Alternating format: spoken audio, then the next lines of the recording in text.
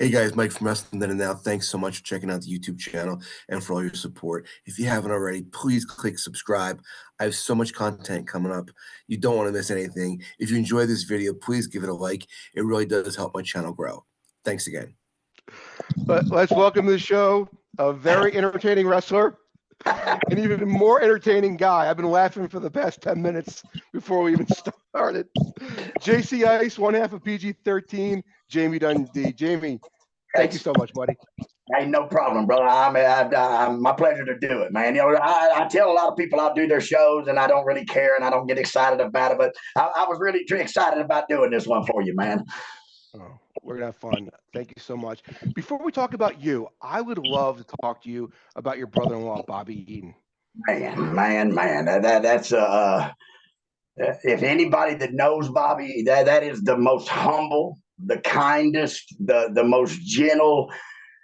Never thought he was better than nobody. He never forgot where he came from. You know, he came from a projects in Huntsville, Alabama, and Bobby never forgot where he came from, man. He was just so humble and so kind and just what a hell of a guy, man. The world lost something when they lost Bobby Eaton, for real, man. It really hurt me, man. You know, he was married to my sister, and my sister, Bobby, I would love 10 times more than my sister, and that's terrible to say, but that's the truth, man. Bobby was those people that knew Bobby, man, that you really got to meet somebody, man. That dude was just if the whole world was like Bobby Eaton, man, it would be a wonderful, wonderful place to live, man, because that dude, and the greatest wrestler in our business, man, bar none. That dude was the greatest. Without Bobby Eaton making Sting and the Warriors and whoever else look good, they wouldn't have looked good. Bobby made them look 10 times better than they could have. You know, Bobby was just such a he just mastered our craft, man. He was just, matter of fact, when my dad found out he was dating my sister, all Bill could say was, well, at least she got a good one. Because, I mean, you know, Bill was all anti. My daughter will never date a wrestler such as I am. My kids don't even watch wrestling. They don't know nothing about it. They've never seen me perform, actually. But they watch YouTube and stuff. But, I mean, they don't know that side of me, you know. And when my daddy found out, he said, oh, well, at least she got one of the good ones, the only good one, he said, and he wasn't wrong, man. Bobby Eaton was definitely just the best dude in the world, man. Just such a kind person. I think of him every day. Did you ever get a chance to work with Bobby? I did for a couple times, you know, just like anything, we're always in and out of different places. We always at the same place, but always in and out of different times. But I got to work with him one time for a couple times, actually back to back for Ian Rotten when he ran in Louisville, that IWA shit. Matter of fact, that piece of shit fined me and Bobby one time because we were late, right? And we were working each other, and he wasn't even at the show. I think he was up north with you guys doing something for Dennis Carluzza or somebody like that, and he wasn't even at the show. And he told his wife Patty, he said, "Fine them." He said, "If they're late, you fine them." And I said, "How you gonna fine Bobby Eaton, you piece of shit?" I said, "First of all, and second of all, Bobby's not even driving. If you're gonna find somebody, find me, you moron." But anyway, so me and Bobby just went to the ring. I took Bobby over in a headlock. We just laid there. And we just laid there. We laid there. And we laid there. And I said, Bobby brought me back 1, 2, 3, and we left the building, man. Fuck that dude, man. It's fine. It's your problem, dude. Shit. Bobby was one of those workers that he left his mark on the business. He changed pro wrestling, if you ask me. He really did. Because, you know, he had a contract with WCW. They never used Bobby to his full potential, but I believe they were afraid if they did, he would have been their biggest star, whether they wanted him to or not, because he was damn near one of their biggest stars when he was considered a job boy or whatever, you know. But that Midnight Express, Rock and Roll Express feud, man, them matches are unbelievable. Them matches are so just unreal, man, to watch them guys. They hold up today, too. You know, a lot of the old stuff doesn't. Hell, Ricky Morton and Robert Gibson, they can still go today, man. Hell, in 1997, when they put me and Wolfie over and shit, I was calling them old man and all that shit. Hell, I was blowed up, throwing up outside the ring. Oh, man. Definitely the rock and roll and the midnight, but that whole generation, they all can still go. Hell, Lawler and Dundee can still go, and they're 80 and 76. You know what I mean? I mean, that Dutch Mantel, the Austin Idol, Tommy Rich, hell, Tommy 70-something years, they can all still go, bro. That's amazing to me. I'm 53 years old, and I ain't worked in 10 years, and I can't go no more. So I don't understand. Jim, you know, I talked to 2 weeks ago, Chick Donovan. Wow. 73 years old. The guy's still working. 73. 73, that's a blast from the past. It's unreal, man.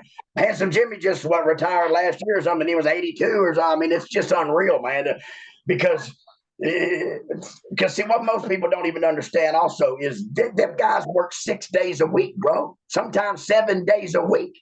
You know, the wrestlers of today work a Monday night and they work 5 days a month. They work 4 Monday night Raws or whatever in a pay-per-view. Whoopty shit. And they're taking off for injuries and they're a bunch of big sissies, bro. Back in that day, Lawler, Dundee, I don't know, all them guys, they work 7 days a week, 6 days a week guaranteed, twice on Saturday, and sometimes 7 days a week, every single night, man, you know, and drove to the towns. You know, now all these little crybabies, they get flew into the town and you know, they work 1 day a week, and it's just totally different, man. They would never hold up in the real wrestling world, is what I say.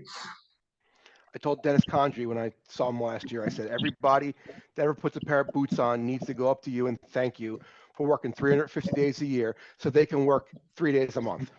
Right. Yeah. Somebody told me not too long ago, said, yeah, I got 15 years in the wrestling business. I said, no, you don't. 1 day a week times 52 weeks is only 52 days. 52 days times 10 years is only 520 days. That's 1 year and a half that you got in the wrestling business there, buddy. You can't consider yourself a 15-year veteran if you work 1 day a week. I'm sorry. You're a year and a half veteran is what you are. What's going on with your Legend show coming up in May? Yeah, May, we got a big deal. It's not really mine. I'm just kind of helping. The guy's name is Jeff Osborne. He runs a Hook and Shoot, which is a cage fighting thing here in Evansville, and he runs Jerry Lawler's YouTube page. You know, he's been around the wrestling business a long time, and we got a really big show, man. It's actually what it is. It's a Lifetime Achievement Awards we're going to give to my dad and Lawler. And we're going to roast Jerry Lawler on the Friday night. We're going to have a dinner thing, and we're going to roast the king. And we got, you know, I don't know. It's changing all the time. Like Bret Hart did say he was coming, then he's not now. But Jimmy Hart's coming. These are people I know for a fact that'll be there. Is Austin Idol, Tommy Rich, the Rock and Roll Express, Jimmy Valiant, Bill Dundee, Jerry Lawler, myself, Doug Gilbert, Kane. You know, the mayor of Knoxville, Tennessee. Okay, he's going to be there because all these people, Lawler and my dad, kind of helped start. You know, in the wrestling business in a sense, and so. They got The Rock and Stone Cold and Undertaker sending some videos in, you know, doing some talking just because to book them 3 guys, it costs $500,000 each. So we just said, can you send a free video in? We free, so that's still we can still plug them and we can advertise them, but we don't have to pay them. So that's good stuff. But I mean, for real, it is what it is, right?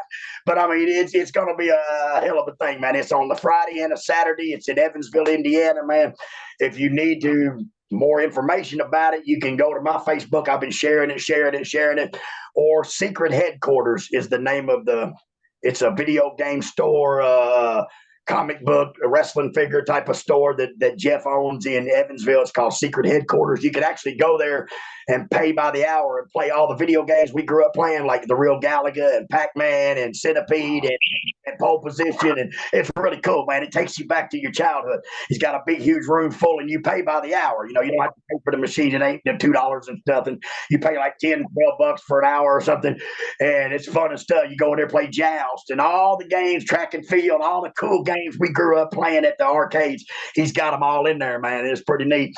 And but he's actually running this. I'm going to kind of help him right here in Evansville, and it's going to be a big deal, man. It's Jeff Jarrett. I just called Jeff, and we got Jeff on board because, you know, it just wouldn't be right without a Jarrett there, you know, because without Jarrett, there would be no Lawler and Dundee without Jeff's dad. You know what I mean? So it's just one of those, but card is subject to change. So if I tell you something and you come to see them and they ain't there, you can't blame me. The card is subject to change. It's in the fine print, you know.